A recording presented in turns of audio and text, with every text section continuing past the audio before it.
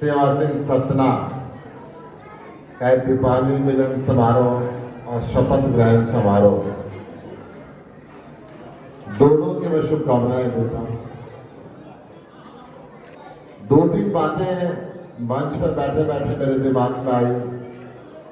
मैं अपनी बात शुरू करने से पहले वो बातें कहना चाहूंगा।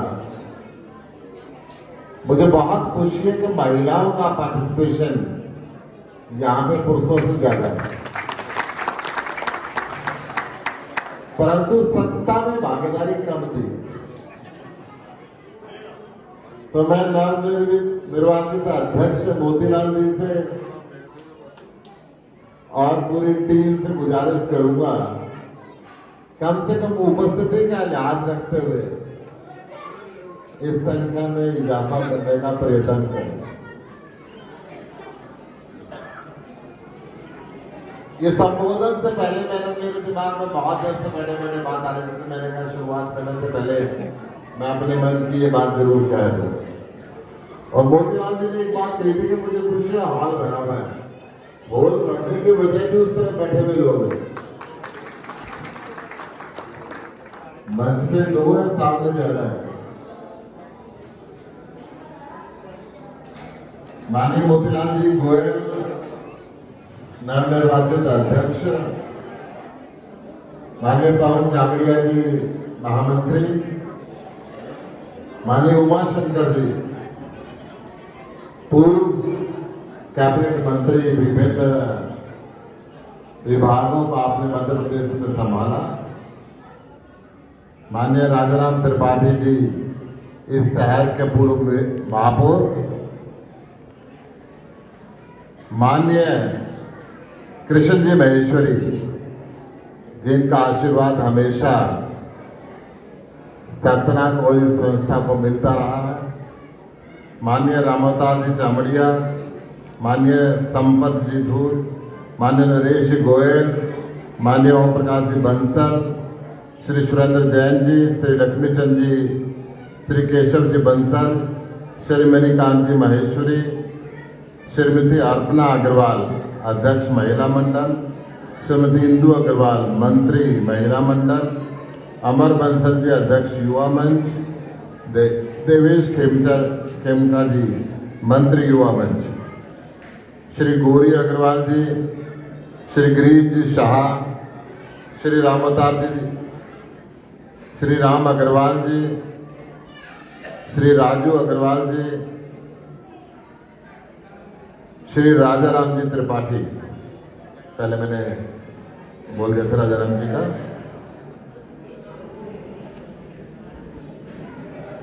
मैं सबसे पहले मोतीलाल जी आपको बधाई देना चाहूंगा और आपसे निवेदन भी करना चाहूंगा कि इससे पहले, तुरंत पहले, मैं जो चंद्रास्य वृद्ध आश्रम है वहां से आया हूं। बहुत सुंदर मैनेजमेंट के साथ आप उस वृद्ध आश्रम को चला रहे हैं। बहुत व्यस्त कार्यक्रम आपका रहता है। संस्था की जिम्मेदारी लेने के बाद समय देना अत्यंत आवश्यक हो जाता है। अपने व्यस्तम कार्यक्रम में से समय निकालकर मारवाड़ी सेवा संघ सतना की आप सेवा कर पाए और आपकी टीम सेवा कर पाए, इसके लिए मैं जहां प्रभु से प्रार्थना करता हूं, आपसे निवेदन करता हूं कि समाज में कोई व्यक्ति कितना ही अमीर हो, कितना ही गरीब हो, कोई व्यक्ति कितना ही पावरशाली हो और किसी के पास कोई पावर ना हो, किसी व्यक्ति के साथ कितने भी व्यक्ति हो और कोई व्यक्ति अकेला खड़ा हो, अध्यक्ष का दायित्व बनता है कि सबको बराबर समझे और इंसाफ की बात करे और सारे समाज को साथ लेकर चले। मैं उम्मीद करता हूं नवनिर्वाचित कार्यकाल ने अपने सभी सदस्यों को बराबर का सम्मान देगी और बराबर का सम्मान देते हुए समाज को जोड़कर समाज की ताकत इन राजनीतिक लोगों को दिखाने का प्रयत्न करेगी। मंच के ऊपर और मंच के सामने भारतीय जनता पार्टी के, कांग्रेस के, आम आदमी पार्टी से, अन्य राजनीतिक दलों से लोग भी बैठे होंगे। हम समाज की बातें बहुत बड़ी बड़ी करते हैं, परंतु परिकल्पना करें कि समाज का राजनीतिक हिस्सेदारी किस दिशा के अंदर जा रही है। मैं वर्तमान केंद्र सरकार की बात करूं तो पहले रीजन में हमारे 2.5 मंत्री होते थे, उससे पहले ज्यादा होते थे। पिछली बार 2.5 हुए और अभी 1 रह गया। यह हमारे लिए कहीं ना कहीं दिक्कत का विषय है। हरियाणा के अंदर कैबिनेट में हमारा 1 भी मंत्री नहीं है, पहले कई मंत्री होते थे।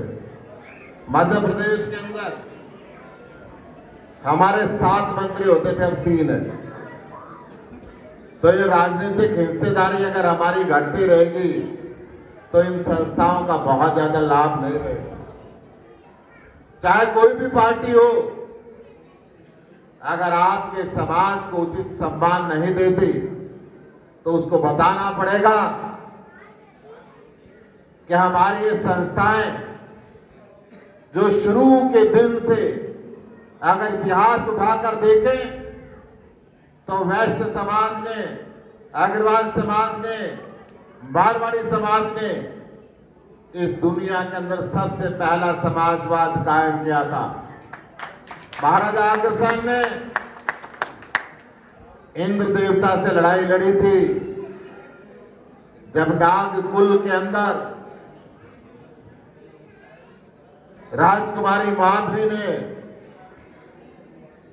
स्वयंवर के अंदर इंद्रदेव को ना चुनकर अग्रसेन को वर चुना।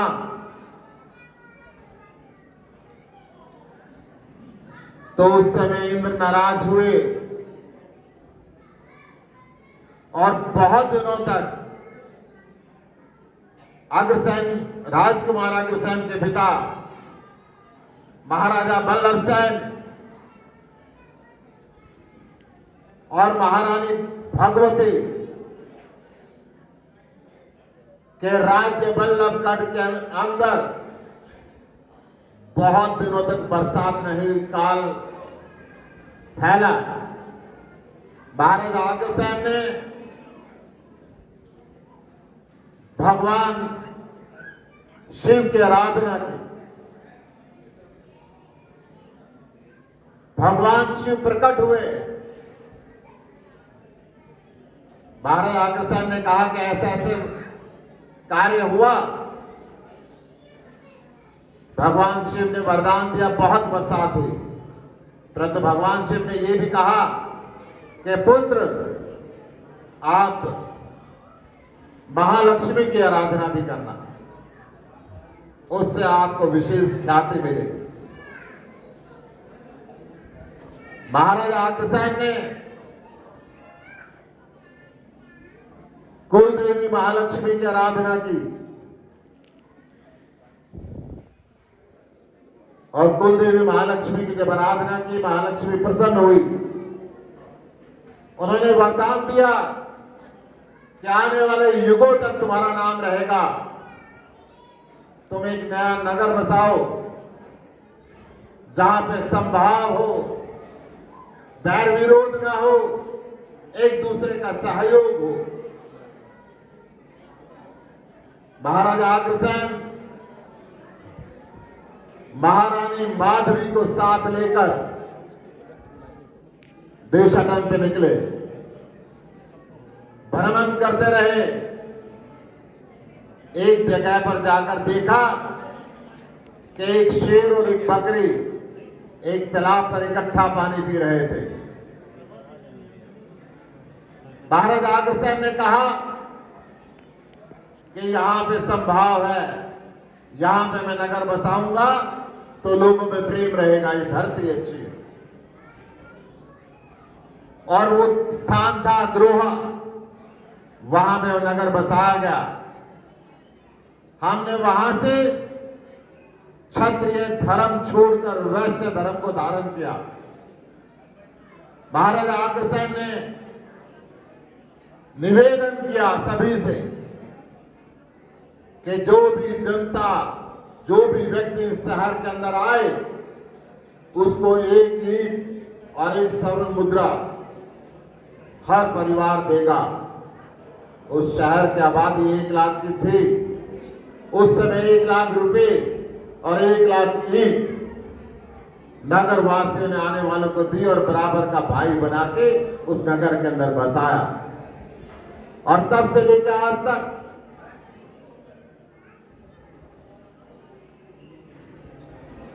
इस वैश्य समाज का हर व्यक्ति अपनी शुद्ध कमाई में से 10% हिस्सा निकालकर धर्म के कामों में लगाता है, समाज के कामों में लगाता है। चाहे वो स्कूल बनाना हो, चाहे वो हॉस्पिटल बनाना हो, वृद्ध आश्रम बनाना हो, धर्मशाला बनानी हो, तालाब खोदाना हो, कुएं बावड़ी बनाना हो, जहां भी हो, इस मारवाड़ी समाज का सबसे पहला स्थान वहां पर देखने को मिलेगा।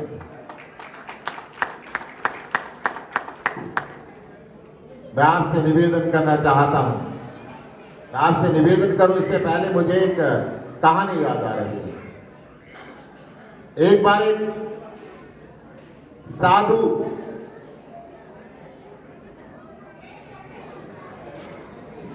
भक्ति करते हुए निकल रहा था। एक पहले गांव के अंदर गया तो गांव के लोगों ने साधु को कोई भिक्षा नहीं दी, साधु को कोई भजन नहीं सुने, कोई सेवा नहीं करी। उल्टा साधु के कमंडल के अंदर जो कुछ पड़ा हुआ था उसमें से कुछ कुछ सामान निकाल लिया। शाम को साधु चलने लगा, गांव इकट्ठा किया, आशीर्वाद दिया, बसे रहो, फूलो फूलो। साधु के चेलों को मन में बहुत तकलीफ हुई, फिर भी सोचा साधु स्वभाव है, अच्छा खराब सबको आशीर्वाद देना है। कुछ नहीं बोले। साधु रात को जंगल में रुकते थे, गांव में नहीं रुकते थे, चले गए।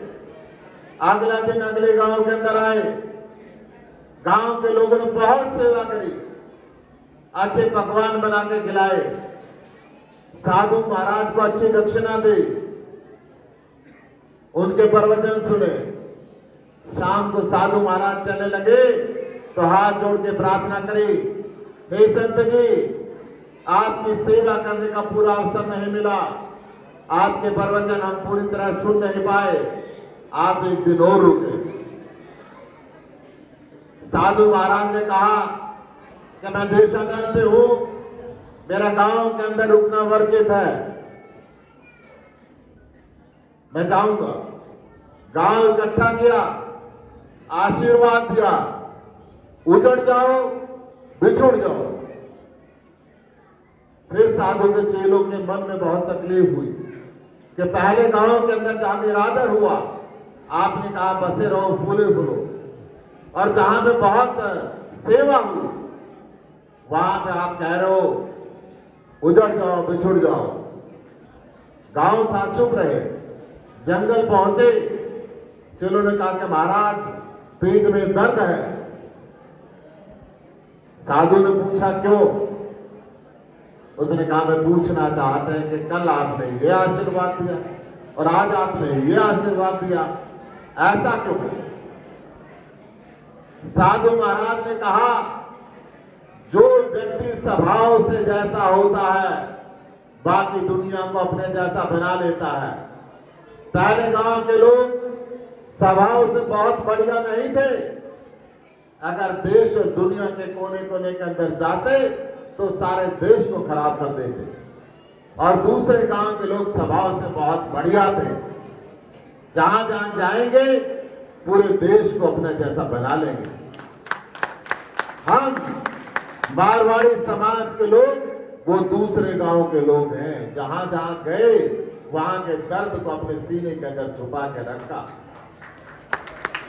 हमारे गांव नहीं होते, हर गांव के अंदर 2, 4, 5, 10, 20, 50 घर होते और वो ऐसे रहते हैं जैसे इन दांतों के, सख्त दांतों के बीच के अंदर एक जीभ। दांत अगर जीभ को काट भी ले तो जीभ बोलती है तुझे दर्द तो नहीं हुआ, मैं तेरे बल्लम लगाऊं। उस दांत के आसपास वो चक्कर काटती रहती है। इसी प्रकार महाराजा अग्रसेन ने अपने सभी 18 पुत्रों को आदेश दिया था कि जाओ वैश्य धर्म धारण करो और देश के कोने कोने के अंदर जाके बस जाओ। तब से हम देश के कोने कोने के अंदर बसे हुए। मैं आपसे निवेदन करने के लिए आया हूं, आज समाज के अंदर हम ज्यादा नहीं तो इतना काम कर सकते हैं। एक सांसद होते हुए मुझे बातें बोलनी नहीं चाहिए, परंतु समाज का व्यक्ति मैं पहले हूं और सांसद बाद में हूं, इसलिए मुझे कहने के अंदर कोई मन के अंदर संकोच नहीं होता। अगर आप व्यापार करते हैं, आपके अंदर विभिन्न समाजों के लोग आपको माल देने के लिए आते हैं, अगर बराबर की क्वालिटी और बराबर का रेट देता तो अपने समाज के व्यक्ति को आप प्राथमिकता दे सकते हैं। आपके पास रोजगार मांगने के लिए लोग आते हैं, अगर बराबर की क्वालिफिकेशन और बराबर की तनख्वाह है तो आप अपने समाज के व्यक्ति को प्राथमिकता दे सकते हैं, ताकि ये जो परोपकारी समाज है और परोपकार करने के काबिल बने और देश के बाकी समाजों को भी साथ बढ़ा के आगे ले जा सके। मुझे कहते हुए खुशी है कि आज तक अग्रवाल समाज ने, वैश्य समाज ने, मारवाड़ी समाज ने जो भी संस्थाएं बनाई, स्कूल बनाया, मंदिर बनाया, हॉस्पिटल बनाया, वृद्धाश्रम बनाया, अपने समाज के लिए रिजर्वेशन नहीं करी। 36 बिरादरी और हर धर्म के लिए इसके दरवाजे खोल के रखे कि सर्व धर्म के लिए समाज को कीजिए। और यही कारण है कि हमारे समाज का सम्मान हिंदुस्तान ही नहीं दुनिया के बाकी देशों के अंदर भी होता है कि मारवाड़ी समाज का बच्चा है, अगर इसने कोई बात अपनी जबान से कही है तो वो पूरी होगी। इसके साथ व्यापार कर सकते, इसको उधार ले भी सकते, इसको उधार दे भी सकते। आप ऐसे समाज से संबंध रखते हैं, मैं आपको साधुवाद देता हूं, परंतु हिंदुस्तान की राजनीति को बताने की जरूरत है कि समाज की वोट आपकी जेब के अंदर पड़ी हुई वोट नहीं है, यह अपने अधिकार को लेना जानता है। हमने वैश्य धर्म धारण किया है, क्षत्रिय धर्म छोड़ा है, परंतु हमारा लहू उतना ही गर्म है आज भी। अगर जरूरत पड़ेगी तो हम अपने हक को छीन भी सकते हैं। मेरा यह निवेदन है कि राजनीति के अंदर अपनी भागीदारी को सुनिश्चित करें। जो लगातार भागीदारी कम होती जा रही है उसको पूर्ण करें। आपने बुजुर्गों का सम्मान किया। मैं एक बात अभी चंद्राष्टमी में कह के आया था, मैं सभी मेरी बहनों से, भाइयों से वो निवेदन करना चाहता हूं। बुजुर्गों के साथ आज मोबाइल और टेलीविजन के युग के अंदर हमने समय गुजारना कम कर दिया। मेरा आपसे निवेदन है, अपने घर के बुजुर्गों के साथ दिन में घंटा, आधा घंटा जरूर गुजारें, उनके साथ बात करें, उनके पोता पोती को उनके पास भेजें, ताकि उनका मन प्रसन्न रहे और ज्यादा वृद्धाश्रम की हिंदुस्तान के अंदर जरूरत ना पड़े एकाकी के कारण।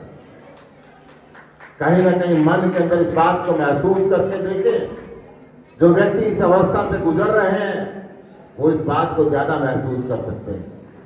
तो मैं आपसे प्रार्थना करता हूं, समाज को सुधारने के लिए, परिवारों को बांध के रखने के लिए कहीं न कहीं बुजुर्गों के साथ समय जरूर गुजारें, ताकि जो बुजुर्गों का आशीर्वाद मिलेगा किसी भी कीमत पे आप उसका बदला नहीं चुका सकते, उसके मुकाबले में कोई और चीज ग्रहण नहीं कर सकते। आज बारवाड़ी समाज का जो फंक्शन हुआ है, आपने मुझे यहाँ पर बुलाया, मैं आपका आभार व्यक्त करता हूँ।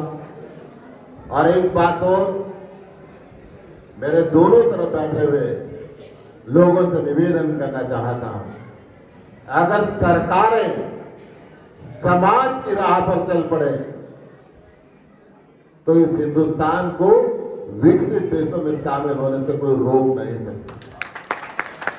हमारा समाज पाठशालाओं का निर्माण करता है, कॉलेजों का निर्माण करता है, सरकारें भी सबके लिए निर्माण करती है। हमारा समाज डिस्पेंसरी बनवाता है, सरकारें भी सबके लिए कराएं। हमारा सरकार गौशाला बनाता है, सरकारें भी सबके लिए बनाएं। हमारा समाज प्याऊ लगाता है, सरकारें भी हर घर के अंदर पानी भिजवाएं, स्वच्छ पानी पीने का। हमारा समाज दीपावली के माध्यम से रोशनी का प्रबंध करता है, सरकारें भी 24 घंटे बिजली हर घर के अंदर भेजें। हिंदुस्तान खुद ब खुद आगे बढ़ेगा। सरकारों के लिए संदेश है कि अग्रवाल समाज जो काम करता आया है, थोड़ा सा सबक यहां से ले ले, और नहीं तो दिल्ली मॉडल से ले ले। बोलो महाराजा अग्रसेन की जय।